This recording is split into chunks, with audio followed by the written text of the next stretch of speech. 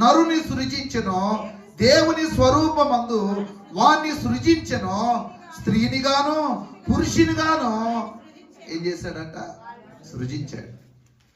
తన స్వరూపంలో తన పోలిక చొప్పున పురుషులను స్త్రీలను అనగా నరులందరినీ కూడా చేసినటువంటి వాడిగా, నిర్మించిన వాడిగా మనం చూస్తా ఉన్నాం. నేను అంటాను ప్రియమైన బిడ్డలారా, ఏ నిర్మాణమైనా దేవుడు తన ఉద్దేశం లేకుండా చేయలేదు. చెట్లను చేసిన ఉద్దేశంతోనే చేశాడు ఆయన.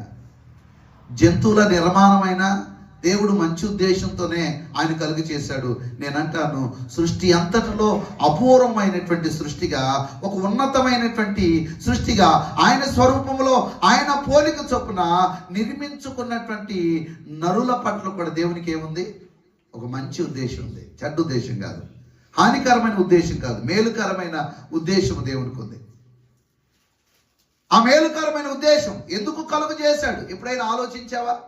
నన్ను ఎందుకు పుట్టించావు ప్రభువా అని ప్రశ్నించేవాళ్ళే తప్ప, అసలు ఎందుకు దేవుడు నన్ను నిర్మించాడు, ఎందుకు ఈ లోకంలో నన్ను పుట్టించాడు అనే ఆలోచన తన దేవుని యొక్క ఉన్నతమైన స్వభావాన్ని అనుసరించి తెలుసుకునే వాళ్ళు చాలా మంది లేరు. వచ్చే చిన్న బాధలను బట్టి, వచ్చే చిన్న ఇబ్బందులను బట్టి, వచ్చే చిన్న కష్టాలను బట్టి చాలా మంది కలిగి ఉన్న ఆలోచన